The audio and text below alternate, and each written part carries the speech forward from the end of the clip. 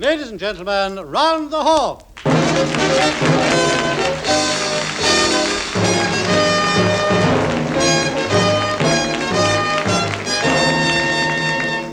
And here now, our special guest, who has flown all the way from Montenegro to be with us tonight, siffleuse extraordinaire, Gladys Mavrocordato. Hello and welcome to the show.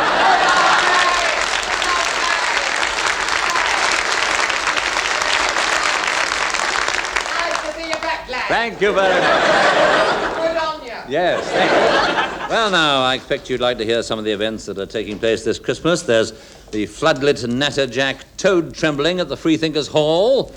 There's the 100 yards hop, step and gesture race at Potter's Bar. And the Free Wales Army will be staging a raid on the London Aquarium. But Personally, I'm looking forward to an exhibition given by our old friends, the over-80s nudist leapfrog team, who will be giving us a demonstration of prune fumbling. And I hope to pick up a few wrinkles there. All right, Smith, swing into the announcement. Right, sir, ring-a-ding-ding. First, via radio link, we go to Mount Everest to hear how their daring mountaineer, Sir Fledermaus Bull Usage, and his loyal Sherpa Jam Singh are spending their Christmas. Are you there? Yes, we are here at a narrow ledge on the north face. It's bitterly cold, and I have to keep talking to stop my Sherpa from dropping off. We've poured flaming brandy over the pemmican and twined holly round our pitons. And now we're about to pull a Christmas cracker. Are you ready, Jam Singh? Wake up, man, wake up. Oh, yes, I am waking. I got chipped chapatis. All right. Right, now here, take this cracker. Yes. Right? Yes. Pull! Oh, good, I've got a lovely little plastic novelty. And I've got the paper.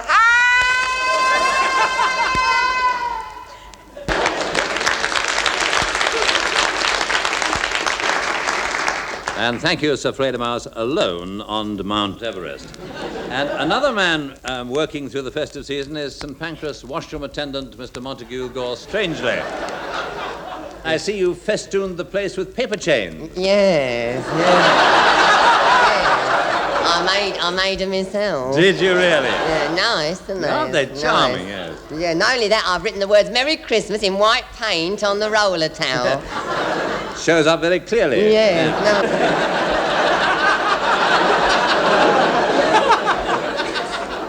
And I left Mr. Gore Strangely secreting threepenny pieces in the bars of soap and looking at the cheery greetings on his walls. You know, there's a special magic about this time of the year. The snow drifts into the gutters, the band drifts into the pub. Above all, it's the season of pantomime. And so tonight, ring-a-ding-dong.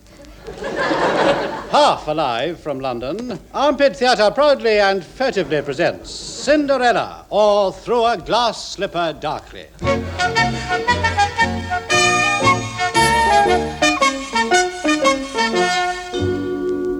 The scene opens on a village green. The villagers dance about gaily, the footlights lighting up their feet and the spotlights lighting up their spots.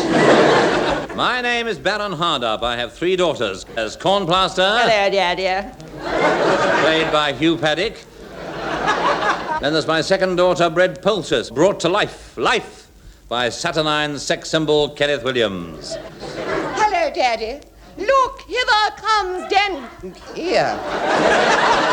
Look, hither comes Dandini, the prince's messenger. That's all I ever get, these plot lines. Oh, yes.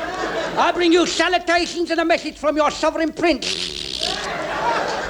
Insofar as that this evening a splendid ball come cheese and wine party is to be held at the palace, all maidens are requested to attend for the purpose of a royal butchers at the local crumpets.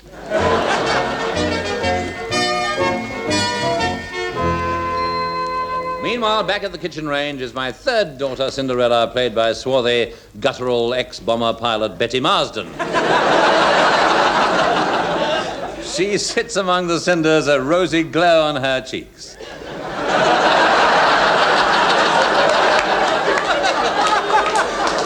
Enter Buttons, woodenly recited by Douglas Smith.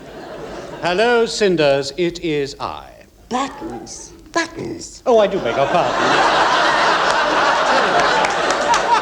See, I said he couldn't handle the part. That's giving a love scene to an announcer.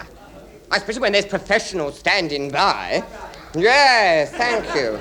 Yes. Here's me, fobbed off with an ugly sister. Ugly sister, spitting a cough. I'm not being serviced on this show. No, I need the servicing, Ducky. I mean, I can cope with more than this, and this doesn't stretch me. I'm used to enormous parts. Yeah.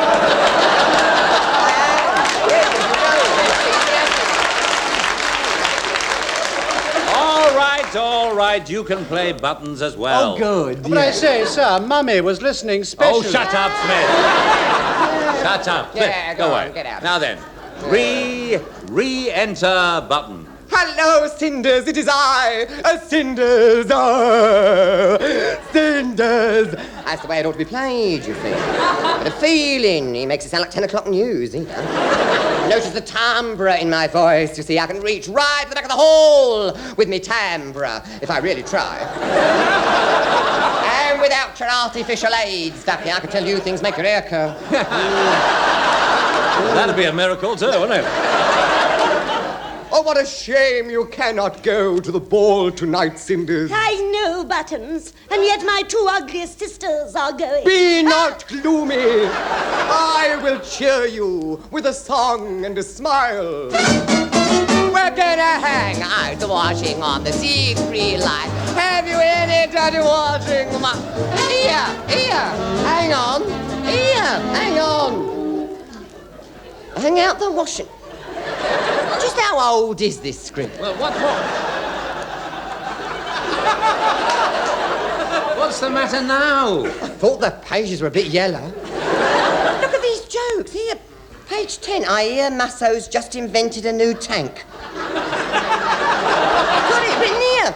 4 gears, 1 forward and 3 reverse. Oh, shut up. It's all very well for you. You haven't got to read it. Look, ration books, gas masks, fire watching. I can't read these. Very well. Let's leave the kitchen. I should think so. Masso, indeed. It's a disgrace. The transformation scene. Nice. The lights dim, the music swells, the stage revolves, revealing to our astonished gaze, we're back in the kitchen again.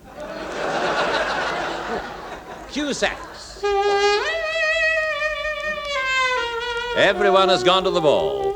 Cinderella sits alone amongst the cold grey ashes, weeping softly and playing her saxophone. And hardly had she finished when a wrinkled old crone appeared in a twinkling. Hello, old crone. Let me help you off with your twinkling. How kind of you, child. I am your fairy odd mother. There's a typing error. They missed out the G. Oh, yes. Gee, I am your fairy odd...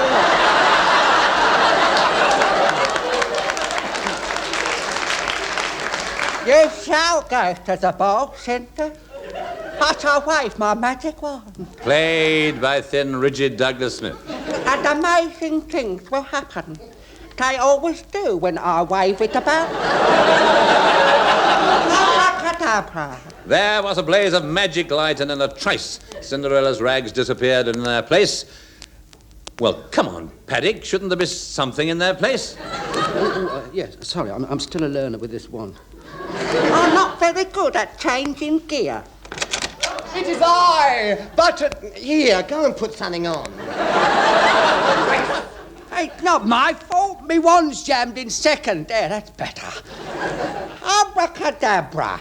Ah, a shimmering silken ball gown studded with rhinestones. How lovely you look. Oh, silken ball gown. Yes, it's me. Oh, thank you, Fairy. Thank you, Fairy Odd Mother. Now I can go to Listen, the... I should be wearing that. This wouldn't fit you. Look at you. Great rippling deltoids. Fists like smoked hams. You wouldn't get anyone kicking Sandy Betty Marsden's face. Now me, you see, I'm more your lithe, boyish type. Yes, I shall play Cindy. Look, I'm not standing for this. No. I'm currently starring in Bride of the Swamp Monster. I've got billing over the title. All right, Betty, all right. But you know what he's like. You see, our seat's made up to you, don't worry. I don't know why you're buttering her up. She's in the twilight of her career, she is. I've seen her in Bride of the Swamp Monster, and she don't wear makeup. You're only jealous. I'm jealous because you did not get the part. Yeah, you don't wear makeup, you're more a paper hanging job, you are. Oh, shut up. Oh, sorry, I spoke. Aren't we all? Yes, now. Enough, everybody. Now, let's see, where were we? Oh, yes, the fairy godmother called for a pumpkin and waved her thin, rigid Douglas Smith over it. Swish, swish. Well done, Smith.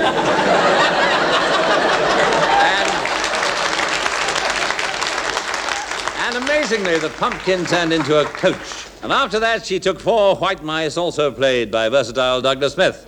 Squeak, squeak, squeak, squeak, sir. Good man. Thank you. On to the ball. Hey, wait, what about the glass slipper and being back at midnight and all that? Well, there's no point in making it stiff with plot, eh? Okay. As Cinderella entered the ballroom, the prince saw her and started. The crowd around pretended not to notice.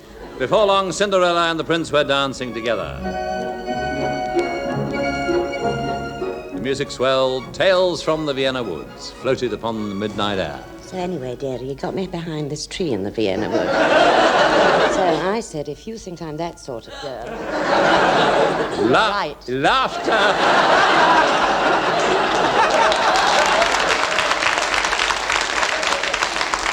Laughter and gaiety were everywhere.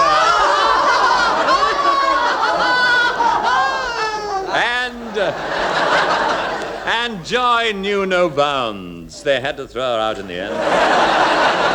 Suddenly, the clock struck. Bong, sir. You get around, don't you, Smith? Cinderella ran out into the night, leaving behind her nothing but a glass slipper, a surgical stocking, a copy of Judo Monthly, a roll of wallpaper, and a plastic sink tidy. And the following day, the prince promulgated a decree in a public place. Oh, yes! The prince hereby decrees that whomsoever this glass slipper, surgical stocking, copy of Judo Monthly, roll of wallpaper and plastic sink tidy fits, he will espouse. The prince and Dandini visited every maiden in the kingdom, trying it on.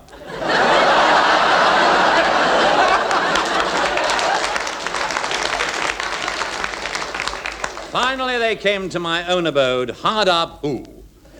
Well, first corn plaster tried it on, then bread poultice, and suddenly, from the kitchen ran a tousled waif. Let me try it on. Nonsense! It would never fit you buttons. I'm Cinderella now, you fool. Oh. Here, give me the blimmin' thing. There, see, it fits. Oh, Prince, when shall we be wed? Say something, Prince. Speak to me, come on, say something. Who's supposed to be playing Prince Charming? Well, you are, actually. Oh, yes. Oh, actually, this could be rather nasty. I'm walking about with the script, too. And so, kiddies, the prince in the person of Kenneth Williams and Cinderella, also in the person of Mr. Williams, were married and lived happily, if confusingly, ever after.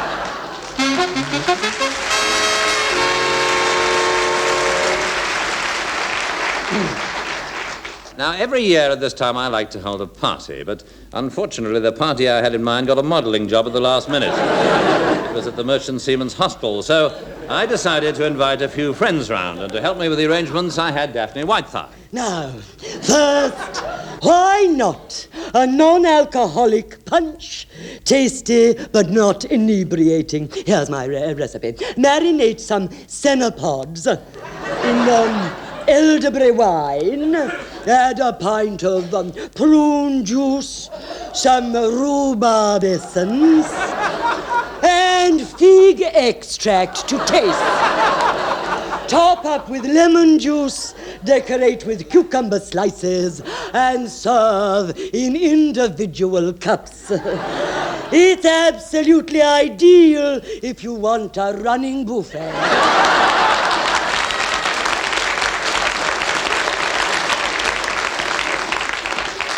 Yeah, should make the party go all right.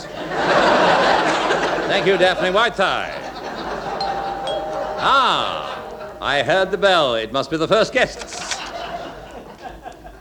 Madam Osiris wishes you the compliments of the season and brings you lots of luck and many roses. Oh, Madam Gnome Clencher, let me take your hat, your coat, and your crystal ball. Thank you. And if you want to prognosticate, you know where it is. Right here on the hall stand. I'm afraid I haven't brought you a present, but I'll give you a quick shufty up your zodiac. Now, let me see. Your Pisces the fish, aren't you? Yes. Well, your house is in the fourth quarter, rising over Capricorn with your nodes in the ascendant and Virgo in the broom closet. Well, what does that mean? Means watch out for Chinese armed with baseball bats.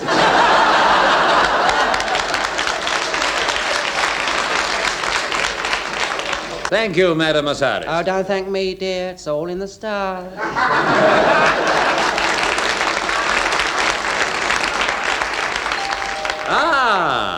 Yes, new arrivals. Hello. Why? Charles. Alone? Where's Fiona? She's gone, Mr. Horne. Gone. You mean lost? Not lost, gone. She left this note here. Read it. Q, when is a door not a door? A, when it's ajar. Why should she say that? That's from her cracker. The note's on the other side. Oh, I see. Now, what does she say? Darling Charles. It's all over, my darling. I'm breaking it off. It could never be, my darling. Our love was a flash in the pan, a mere miasma, a few fresh, fleeting fragments of time. Snow in April in Paris, Paris in the spring, and spring in Park Lane. Sob, gulp, gasp. It's all over, Charles. Oh. It's all over, Charles.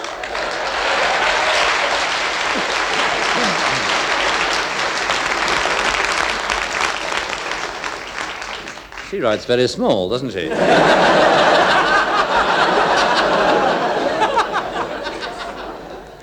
Oh, Mr. Horne, with her gone, I shall die a little. Die a little? Yes, just here, the little grey bits over my ears.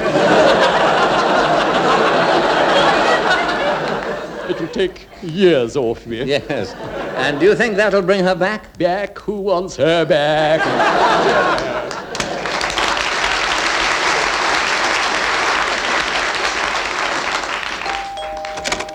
Hello, it's Rambling Sid Rumpo. Oh, hello, me dearie.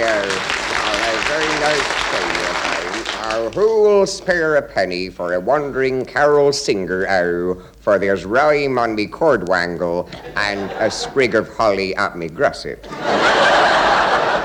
Well, I'll get the pliers. So, good Rumpo, wouldst thou singst for the company? Fine would I, only I'm under exclusive contract to Edison Bell. Still, seeing as how it's you, I'll burst forth with my air as follows. It is called Good King Boroslav, and it goes after this fashion. Good King Boroslav looked out on the night of granges, saw them whirling round about, armed with rubber plungers. Brightly shone their artifacts, red their possets glowing. He knew not from whence they came, but he knew where they were going. Out he went into the snow, loud his lummocks ringing, with his moolies all aglow and his trousers clinging. Back he brought those grungers bold, stood them by the fire dogs, saved them from the bitter cold by thawing out their Yule logs. Those who would a grandeur be, take heed of this warning, for there is no guarantee you will live till morning. If you wordle in the snow, in a spot you've chosen, dawn's first light is going to show your woggling irons are frozen.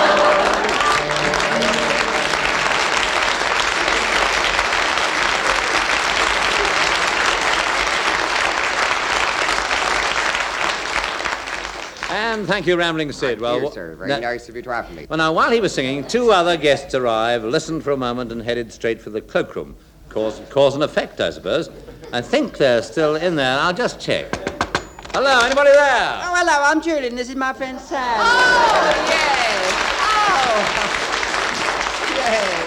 Oh, hello, Mr. Horne. Nice to bother you, Dolly Old Eek again. Thank you. Yeah, we'll be out as soon as Jules finished doing his raya. Takes him hours combing it so the join don't show. Lady, you swore you'd never mention Nah, it. you're so vain. Ah, who's talking? Puts hormone cream on his knees, Mr. Horne. Yes, you do too. And anti-wrinkle cream on your elbows. Well, if you've got good points, you might as well look after them. But at least I don't wear a piece. I'll give you a piece. Come and meet the rest of the guests. No, I don't think I can face anybody. No, I'm too upset. Oh, come on. They're dying to meet you, and you did promise to entertain us. Yeah. No, I'm not going to move from this spot. I'm not going to move till Sand apologises. Never! Go on. After all, it's Christmas. Oh, it's Christmas. All right. Now, shake. Yes, all right. There we are. There, good. There was no warmth in it. Oh, come on.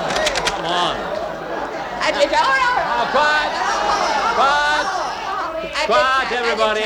Quiet, please. Julian and Sandy have promised to entertain.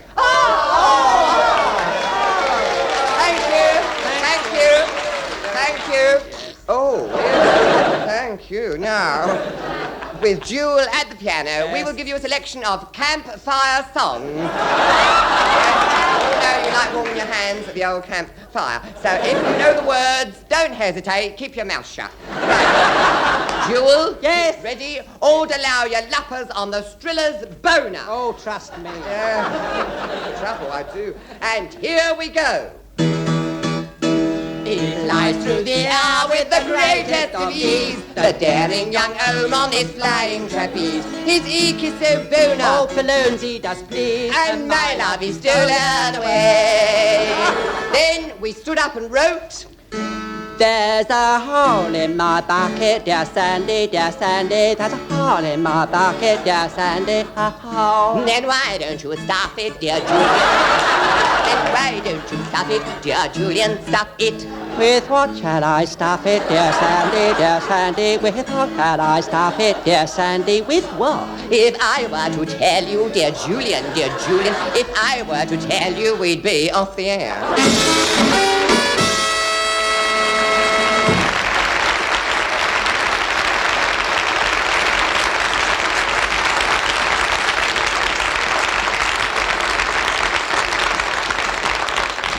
Well, that's it, and if we've managed to raise a smile this Christmastide and helped you to forget your troubles for half an hour, all I can say is you must be particularly easy to please. Here you go.